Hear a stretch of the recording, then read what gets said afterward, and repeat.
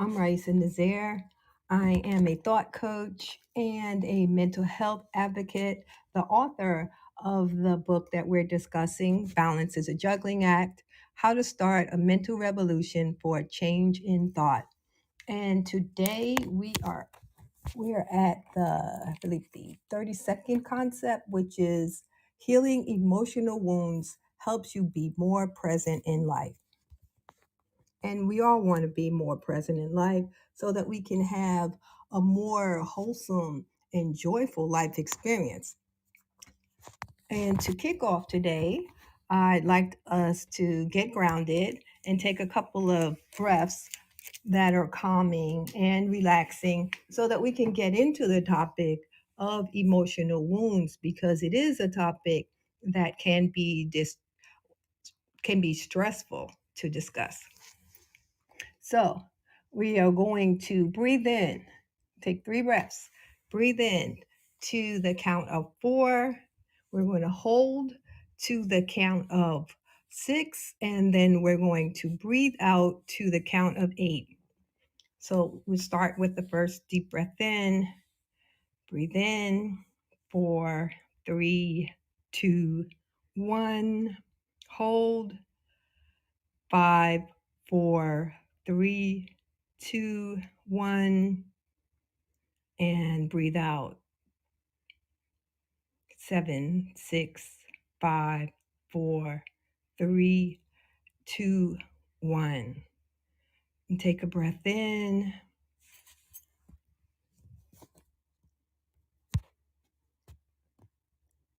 And I'm going to let you do that at your own pace while I invite some people into the room. Take 2 more of those nourishing and calming breaths.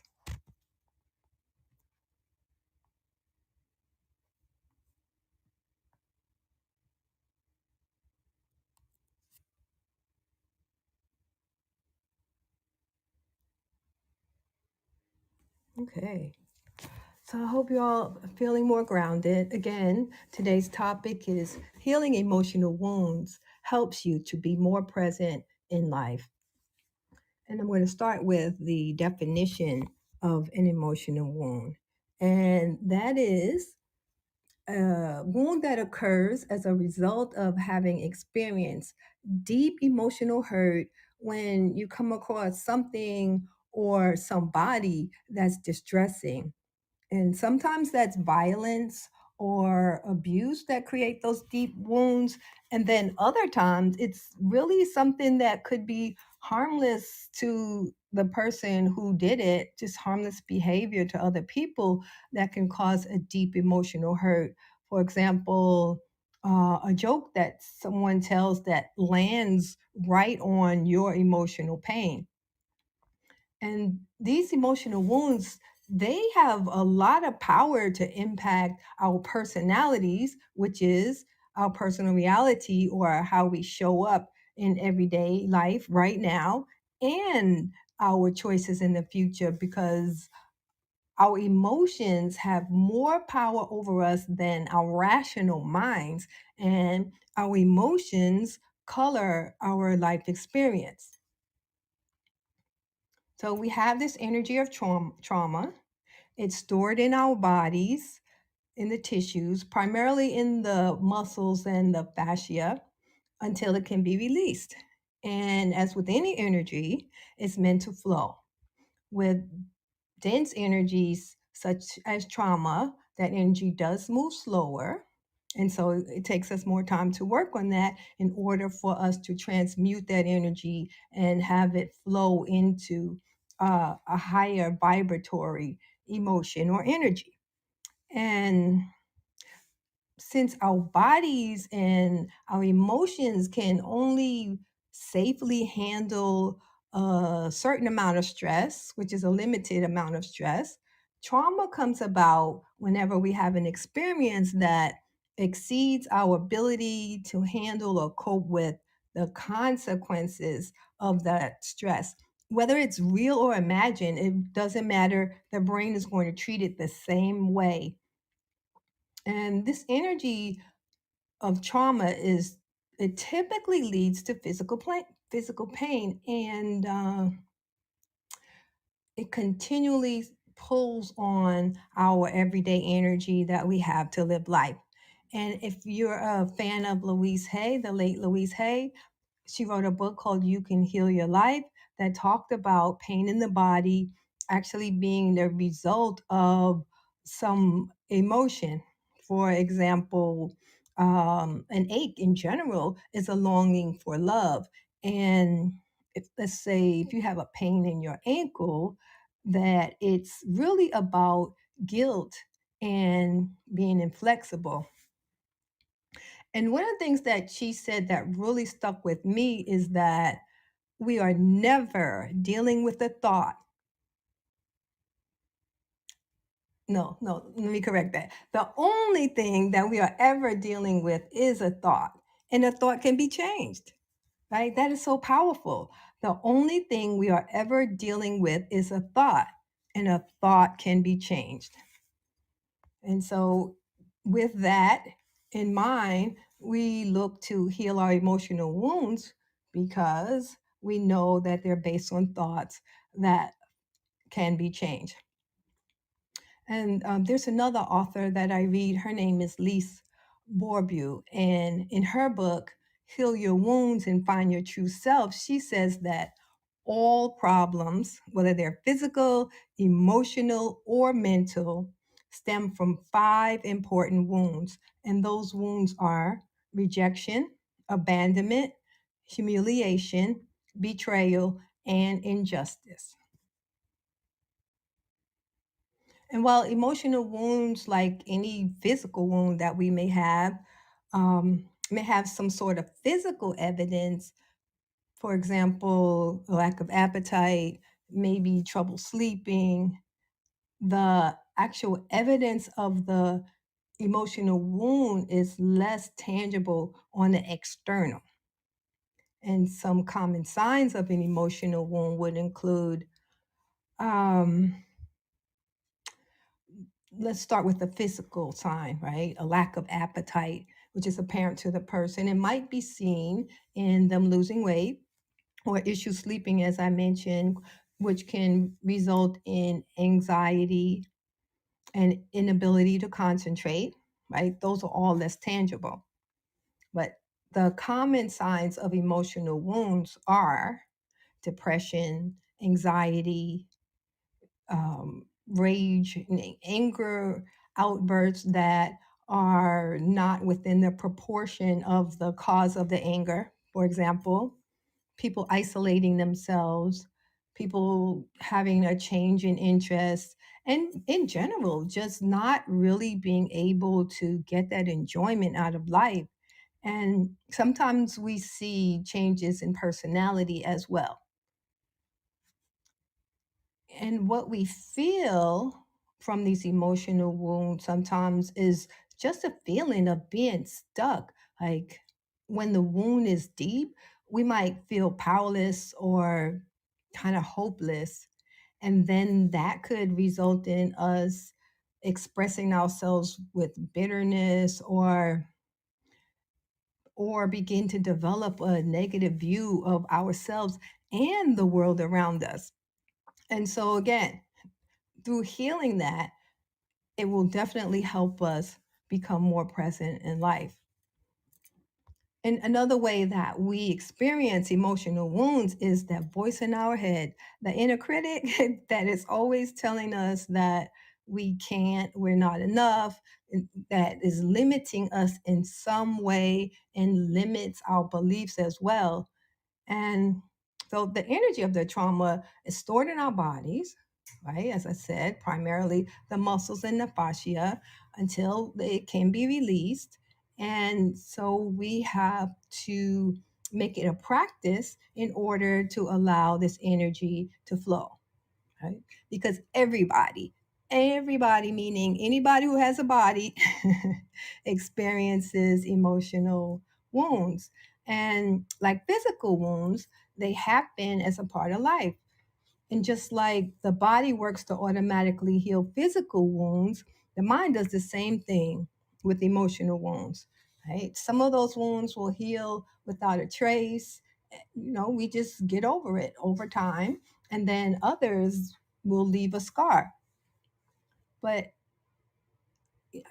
I realized, and we all see it in our actions, that it is really common for us as human beings to want to like store those difficult feelings and emotions, like put them aside in our mind's attic, close the door, and to continue living as if nothing ever happened.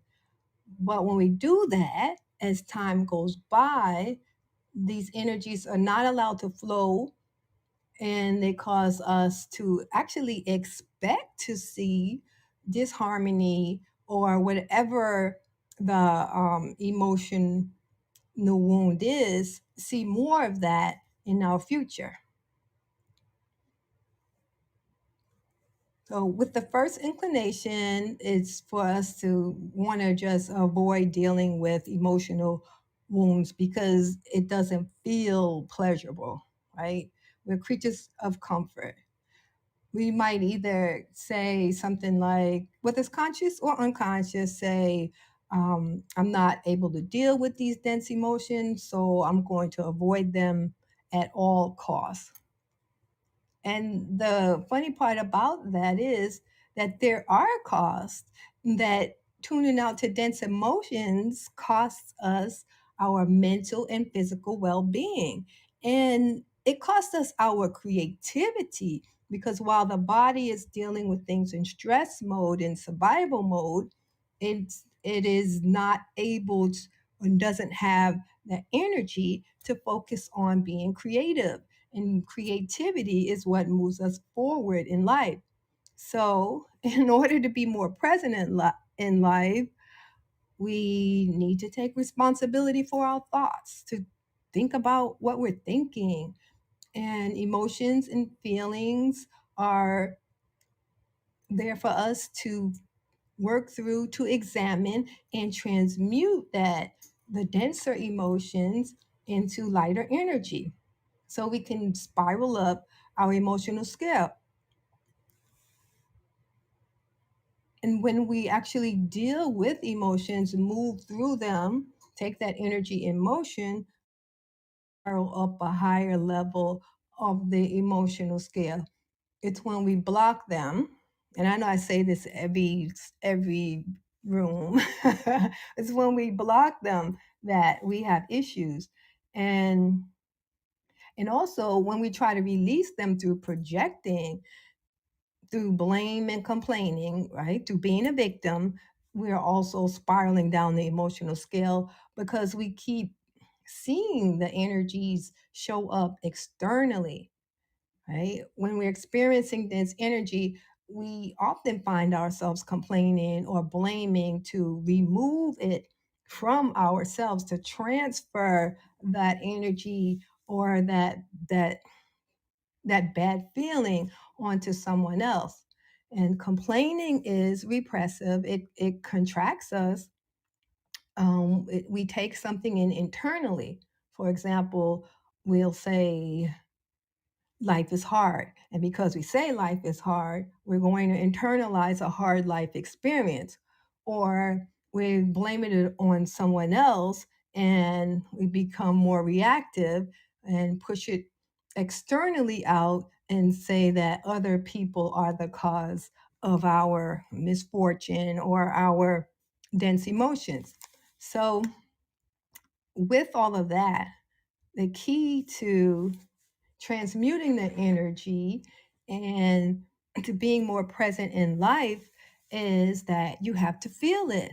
You have to feel it in order to heal it. And that's just it, right? No matter how much you want to fight, flee, or freeze, by projecting onto somebody else or self medicating or even metaphorically sticking your head in the sand, it's much more beneficial to choose to tune in to your emotions and feelings, to choose to feel and choose to heal. And, we can start simply exploring our our healing journey and make it an exercise in self discovery. We can be curious, we can look at it as an exploration and just be there with the emotion to feel. We can try practicing letting the emotions just take over for a bit, right? And we know that emotional wounds were caused by some really serious event. But that doesn't mean that we can't be lighthearted in our approach to our healing. And we'll start to see that the more balance that we have in our emotions, the better connection that we'll have with ourselves and the world.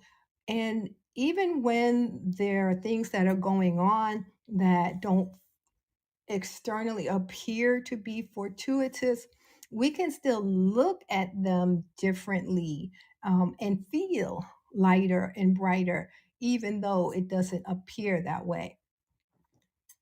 So, some words to the wise as we talk about emotional wounds, because they're not to be dealt lightly with, or looked at lightly. It's a serious undertaking.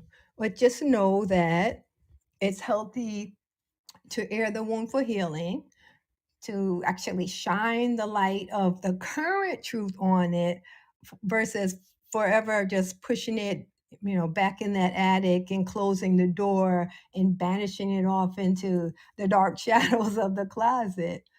Um, and at the same time, we don't want anyone to ever try to rip off any emotional band-aids, right? And the band-aids are your way of coping, because that would just leave you emotionally bleeding or emotionally stressed, and then you would be having to do some additional healing, and the whole exercise would not be beneficial for you. And so we ask that you have self-compassion, be patient with yourselves, and yeah, just be gentle with yourself. And then a second word to the wise: you're not broken. You don't need fixing. What we're doing here as we transmute these energies is we're integrating fragmented parts of ourselves into a healthy whole. And really important to note is that you don't have to heal 100%.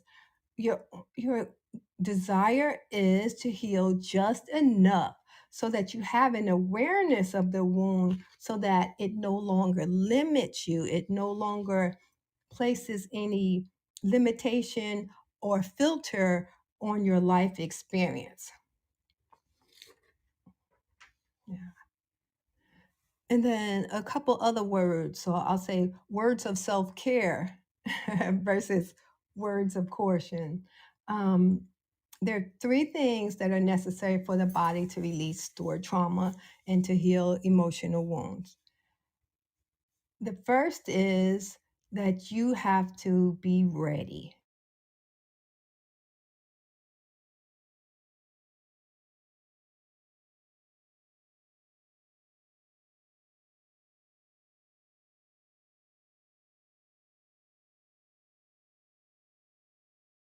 You blocked it because you couldn't deal with it. And so the major question is, are you ready now?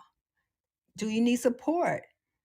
Can you just look at it a little, and not delve too deep? Stick your toe in it, maybe. And while we all deepen spiritually by embracing pain, and we know that pain can't be avoided, and our experiences and the things that we learn through pain and challenge, etc., are our greatest source of knowledge and leveling up in general. With that in mind, it's okay to temporarily distract yourself from a distressing topic, or even to have it just sit on a back burner for a while because you're not ready to deal with it. It's totally okay. Um, Yet, if you continually use avoidance as a basic way of coping with emotional wounds and life difficulties, then it's going to ripple into other challenges and other areas of your life that could cause you more suffering. So, again, if you're not fully ready, maybe you are just ready to take a peek, knowing that, well, one day, if you choose, then you can get to the space of feeling inner balance and the contentment that comes with integrating your life experiences.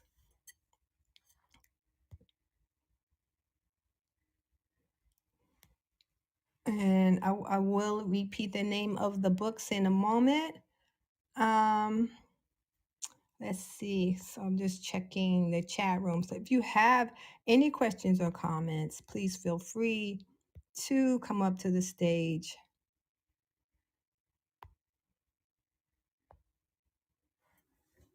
So the second of the three things that are needed for the body to release stored trauma and heal emotional wounds. The second is space for the traumatic energy to go when released. So if we're in a tense state and we're contracted, then that stored energy, that stored trauma has nowhere to go.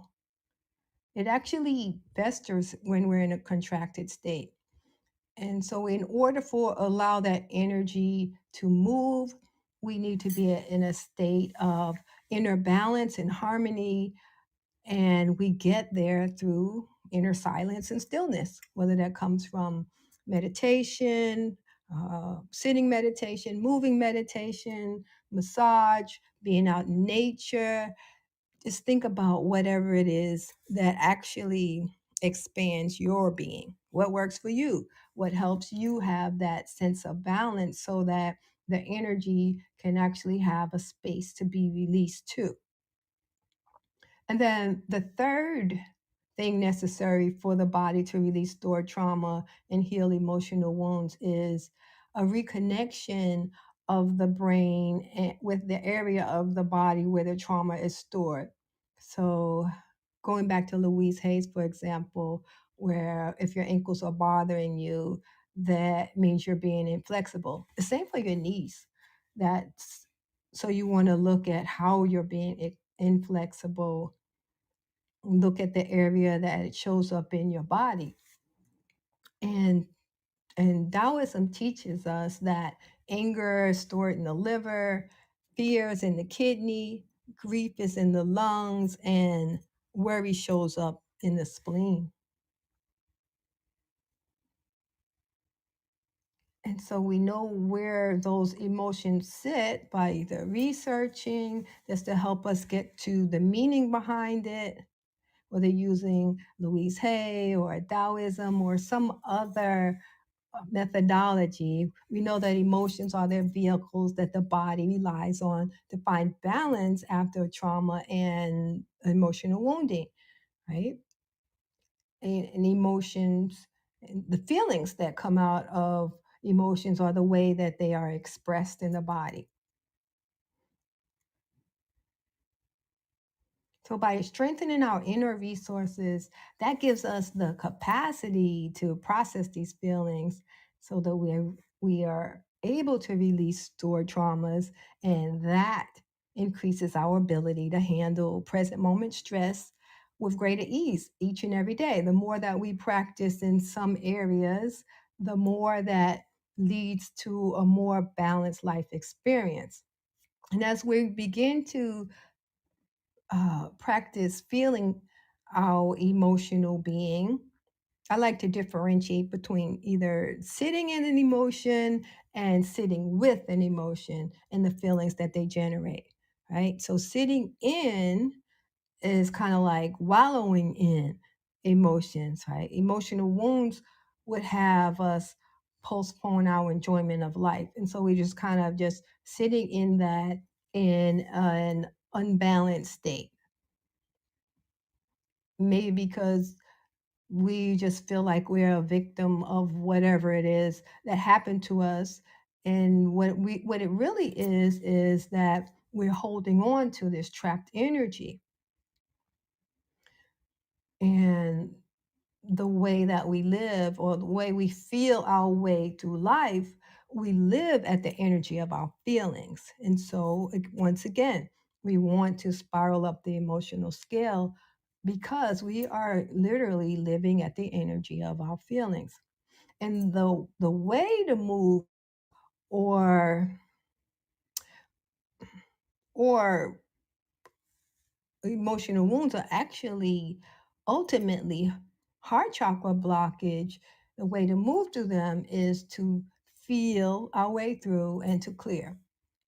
We want to transmute that energy into a higher vibration so that this clearing allows the feelings to originate directly from the heart in the moment because they're not blocked, right? They're not having to go through the brain to be processed first, to be rationalized. We're able to experience them directly from the heart. And the unknown piece is allowing the energy of the emotion to work on us. We don't know what that's going to look at, so we shut down. But we need to trust life. We need to trust that emotions are able to do the work that they're intended to do. And instead of shutting down, just give ourselves that little pep talk that says, okay, I don't know what's on the other side. This isn't unknown for me. I've never pushed through an emotion to this extent before, but I know that the energy of an emotion is to be transmuted to a higher emotion if I let it flow through and practice that. And again, remember, we don't have to heal 100% to improve the quality of our lives, right? Like we can live alongside the wounds while they heal. Life is a work in process. Wounds are healing, physical wounds heal as we live life, emotional wounds continue to heal as we live life too. And we can move from a victim mentality to a mentality that that we're free to experience everything and anything. And again, we're not broken. What we are doing is raising our level of consciousness and the ability of creative energy to flow through us. The better we're able to manage our emotions, the better creative energy is able to flow through us. And in order to live out our life purpose, we're called to do this integration of energy. And again, we didn't incarnate on this plane to heal every wound or to clear every shadow, but to live somewhere where the scale tips towards harmony and balance. So yeah, I think another thing to remember is that we're not our history. The past doesn't dictate our future, right? We're definitely not what happened to us.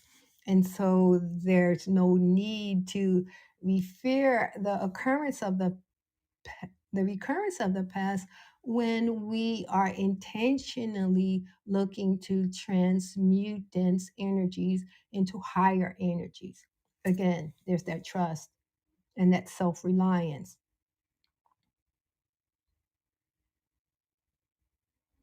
Okay, so let's talk about some steps in healing emotional wounds. There are three steps.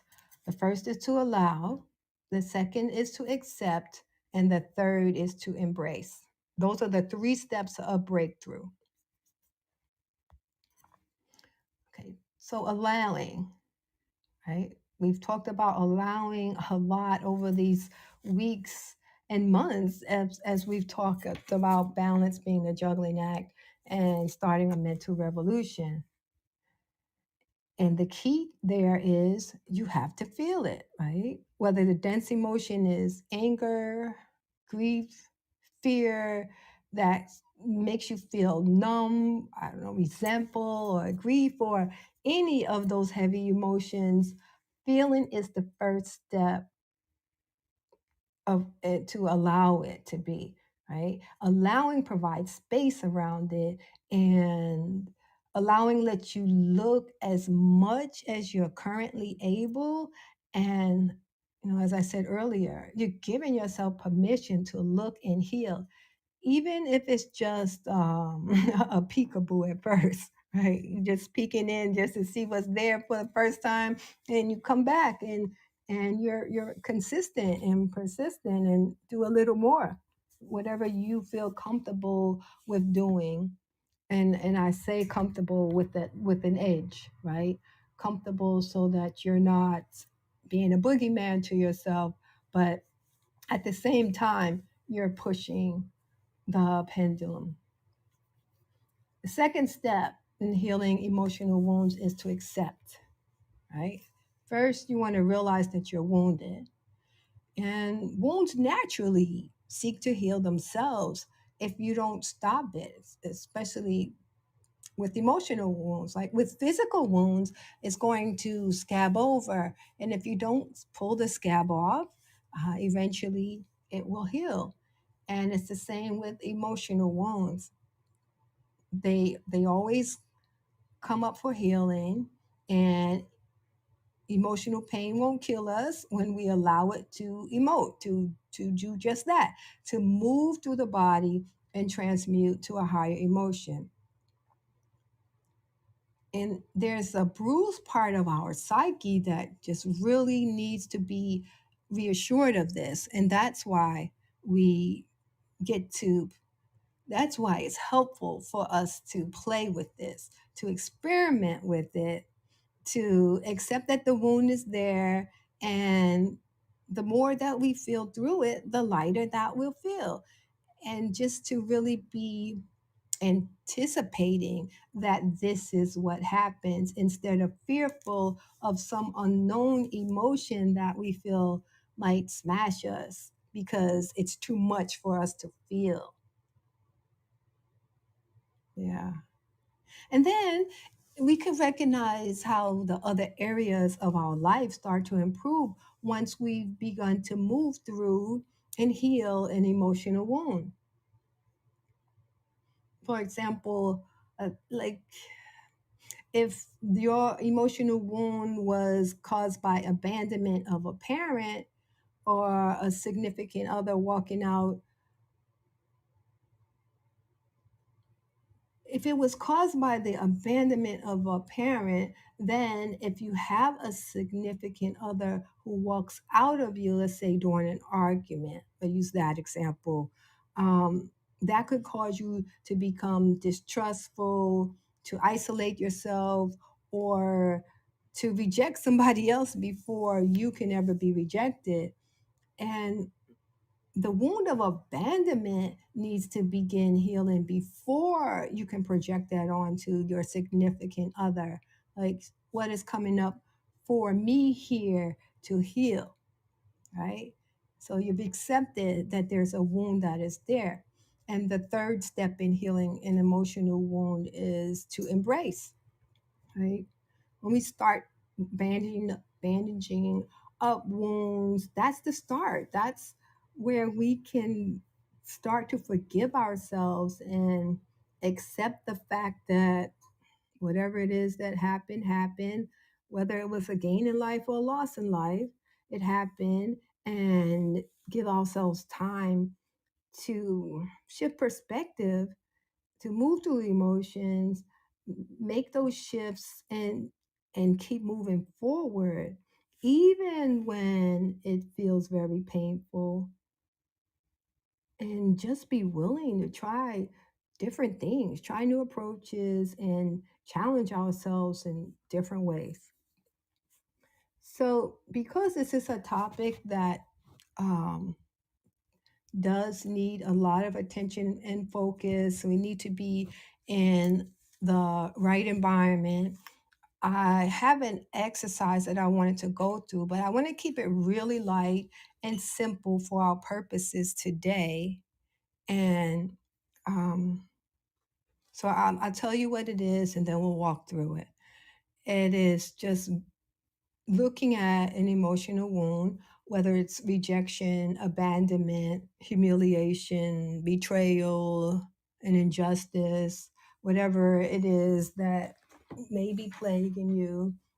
Um, as I mentioned earlier, Lise Bourbeau, she says that all problems, whether physical, emotional, or mental, stem from these five important wounds: rejection, abandonment, humiliation, betrayal, and injustice. And so I would ask that you pick something light, that something that is not so deep that it needs a lot of intense work for a brief exercise, right? So then you visualize when it started, and if you're over 10 when you think it started, think back further, because it started before that. Most, if not all, emotional wounds start in your childhood. And so I'll ask you to visualize the event, and then you're going to talk to that child based on what you know now, and give that child some information to reset their fear that developed into an emotional wound that you could still be doing, that you are still dealing with today, and see what is the fact of the matter today, here and now, and what advice you would have for that child. And then we're going to look at other experience as you grow from that age older, and see how you would reset how you feel based on this new perspective and your shift in emotion. Okay? So, uh, if you just joined us, uh, we're talking through the book, Balance is a Juggling Act: How to Start a Mental Revolution for a Change in Thought. We're in phase 4 of the book, Conscious Living, where we emphasize once you begin ditching thoughts that no longer serve you, more energized thoughts will emerge that propel you in the direction of your desire. And today we are talking about healing emotional wounds helps you be more present in life. You see the book pinned. If you're interested in working through this more, get the book and you can walk through these sessions with us.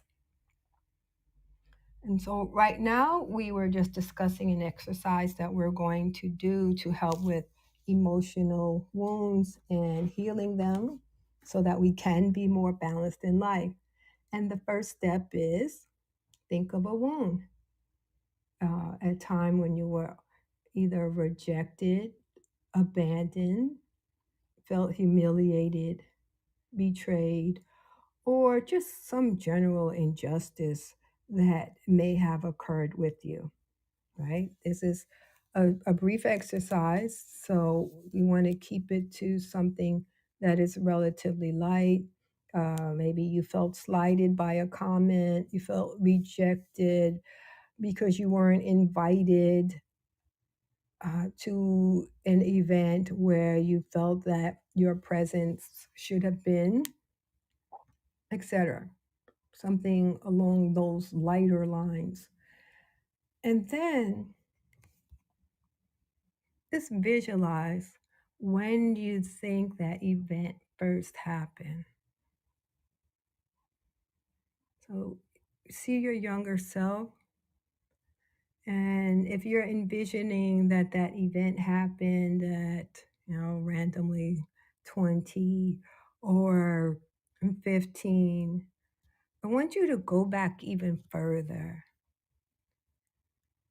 Go further back into your child self and see when that event actually began. What was the spark? And then visualize who was there. Who were the people in the background, and who were the people or person in the forefront. What did it look like? Were you indoors? Were you outside? Were you at an event, in school, at home, at play? And how did it feel? How did it make you feel?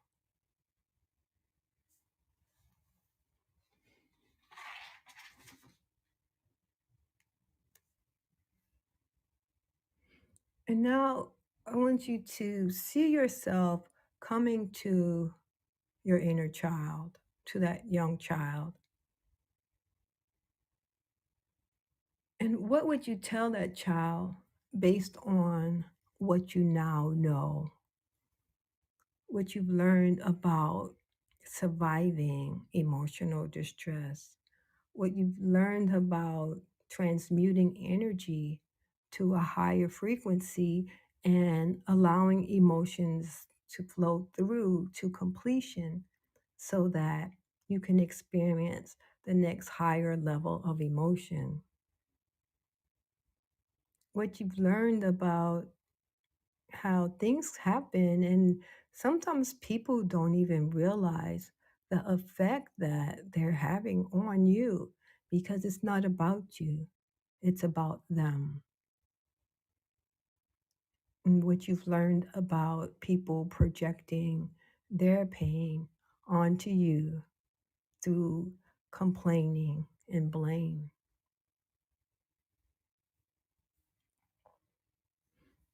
And so now, with that truth that you've told your younger self, reset the feeling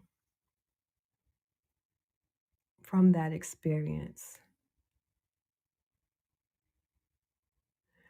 And then see yourself as you grow over the years, maybe 2 years later, where there's a similar event and you've had that same experience of either rejection, abandonment, humiliation, betrayal, or injustice, and see how you would deal with it differently based on the reset of your emotional body, based on the quicker healing of that emotional wound, based on maybe if it's slight, the completion, the full completion of that emotional healing that no longer had to fester as you grew older and you've had to deal with in your adult life. And then look for an incident maybe 5 years later that you had that same type of experience of an emotional wound, the same emotional wound that you picked to work on.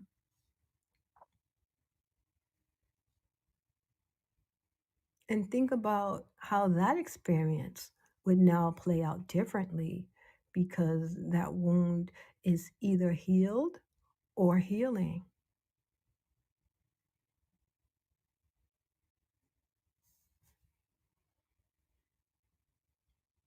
And then you can project even further out 10 or 15 years, maybe even into current space and time, depending upon your age.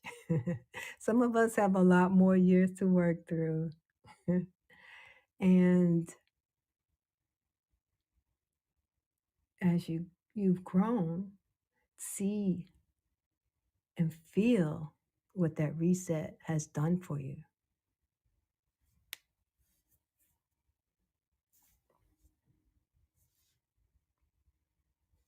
And I know that was brief, but you can take that same exercise and do it with any type of emotional wound and take all the time that you would love to work through it.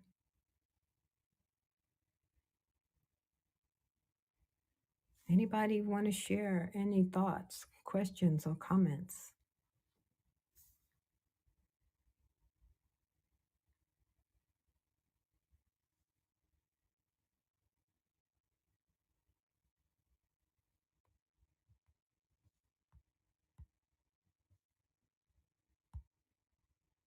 Okay.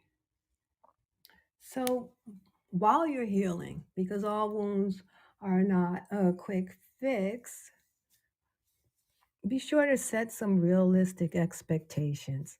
Because sometimes change or healing is kind of a zigzag thing instead of a straight line. Actually, most of the time feels more like a zigzag. And one of the most common unrealistic expectations that I see is expecting the progress to be consistently straightforward, right? But even though it might feel like two steps forward and one step back, you are moving forward experientially. Right? You can never go back to that wounded space again, that same wounded space again, once you begin to heal because you've leveled up. And if you can approach healing emotional wounds from a space that there is no failure, there's only exploration, and just bring a gentle touch to it, it's going to lead towards progress because you're trusting in yourself. And even though it may include a few detours, they're probably divine detours, and it might be slower than you'd like, you are moving forward. And also, you want to prioritize your self care and your self compassion as you do this. As I've mentioned earlier, pay attention to your feelings and the physical sensations in your body, right? Whether that's like you get tight muscles or headache, you might feel tired when you start to think about certain things. These are actually your body's way of telling you what it needs to focus on. And so, again, you can focus on those areas of the body. And I'm going to say this again. You don't have to heal 100% to improve the quality of your life, right? A lot of people think that emotional healing is all or nothing. It's not. It's that belief that makes it discouraging or even too overwhelming to start working on yourself. Um, yeah, but any small incremental healing is going to improve the quality of your life. And also it's going to improve the quality of your relationships. And so we just take it one step at a time and start to notice how those small improvements improve our mood, our ability to cope with stress, with things that would normally trigger us, how it improves our interactions with other people, our relationships. It even improves our self-esteem and our overall trust in ourselves, which goes into our ability to complete everyday stuff just more confidently. Yeah. And I think that the answer really lies in trusting life, right? We know that we incarnated on this plane, we came for an experience, but we also came for an emotional roller coaster because we have a full spectrum of emotions that go from the densest emotions of fear and goes all the way up to the highest emotion of bliss, for example. And so it's all a part of life. We have the ability to experience any and all of it. It's just how long do we stay in those the emotions at the extreme, right? You know that you don't stay in bliss for what, minutes, seconds. So why would we stay in fear and depression for more than a few seconds? For some reason, we allow those higher emotions to move through us, right? But we're not so easy with the denser emotions and allow them to move through us as well to level up our life experience.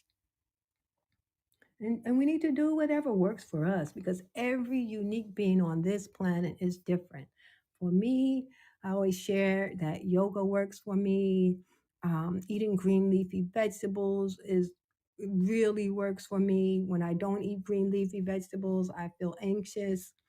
Um, and so those are the two main things that I know I have to do in my life, along with adequate water and getting enough sleep. Now, for you, it might be, maybe it's Tai Chi for you, or maybe it's more of a standard workout using weights, or meditation should be and can be a part of everyone's day that would enhance the day and help us to transmute those energies to a higher level. Yeah, we just have to practice, and the more we do this, the higher the state of emotion we're able to experience, because transmuting dense emotional energy transmutes our life experience. And this is true on an individual level and at a macro level, as the saying goes, you change yourself, you change your family, it changes your community, change your nation, change the world, because we are literally all frequency. And our healing supports the whole, the collective we. And emotions are key to our transformation and our evolution as a race of people. Yeah. Yeah, that makes me remember that the basic purpose of emotion is survival. And and then on a higher level, it's transmutation to take us to the next level in life. And so, with that, I will read from the book for uh, this topic. Give me a second. It is the 33rd concept out of 40. Healing emotional wounds help you be more present in life. Emotional wounds are often more difficult to heal than physical wounds. This is because deep hurt or pain lies beneath the surface, often unrealized or unacknowledged. They are reopened by events, people, or places that cause us to replay the story of mistreatment, abandonment, or victimization. We all have these unhealed places within us. It is because of being human, frankly. Emotional wounds will always float to the surface to be healed because your mind, body, and spirit automatically seek a steady state of balance. Unhealed wounds act to filter your view of the present moment through the experience of past pain. You will miss the full potential of a situation because your unbalanced mind is looking to protect you from the same expected threats. This action filters out new possibilities. When you examine the cycle of these triggers and reactions to pain, you can uncover the underlying stories and begin to heal the wounds.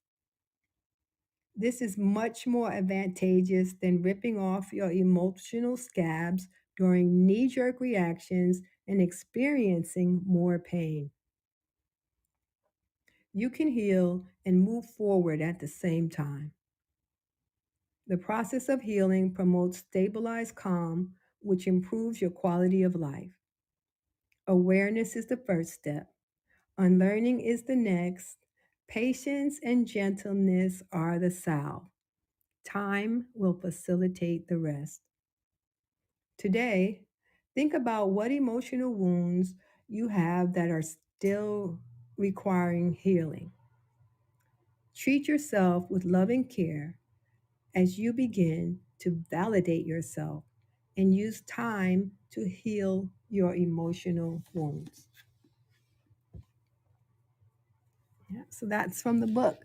Balance is a juggling act, how to start a mental revolution for a change in thought.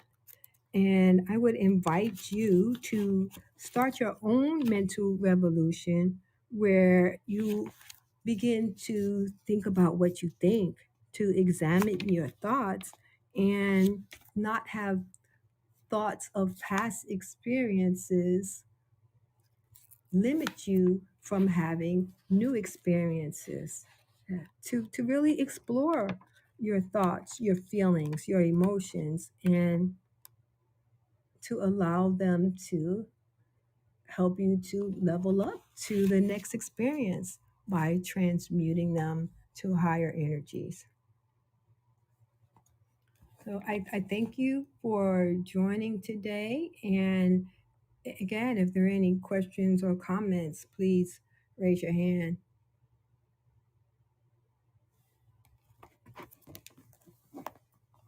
Cynthia, Carol, Natasha.